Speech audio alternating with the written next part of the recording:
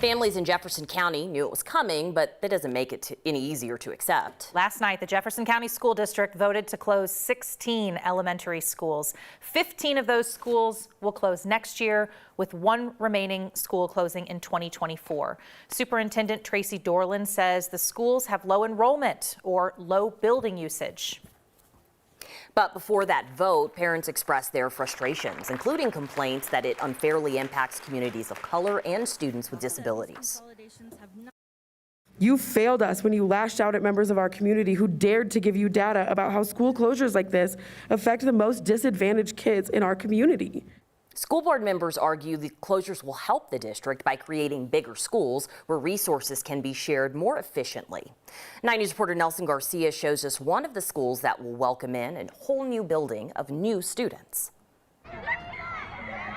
The playground at Powderhorn Elementary will be more crowded next year as students from Colorado Elementary move over after Colorado is closed next fall. And they'll have a great experience at their new school. Tom Cesny is principal at Powderhorn, and he's preparing to add about 200 more kids who are being displaced. And it's a very difficult moment, and we know you might have some questions, and we know that we're going to have to build trust with you. Cesny anticipates Powderhorn will add staff to handle the increase in students. We average about 21 to 22 kids per class. But will the teachers come from Colorado? We are losing some educators, and really great educators due to this. Brooke Williams is president of the Teachers Union. You had the opportunity to do it right, and you chose not to. After last night's board vote, she says the closure of 16 schools means the loss of 422 jobs. It's really important to me that all of our educators feel valued and are taken care of. She says the union is working with the district to make sure people are placed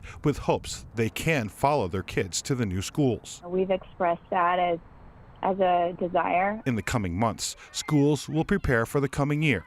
And though it's painful, Cesny hopes in the long run he believes bigger schools will be more efficient schools. What we're striving to accomplish with this is making sure that all students in JeffCo have the same access, the same resources, the same opportunities. With photojournalist Byron Reed, Nelson Garcia, 9 News. Williams, the union president, says that if teachers want to follow their students to the new school, by law, they have to reapply and re-interview for the very same jobs. Again, the closures do not start until next year.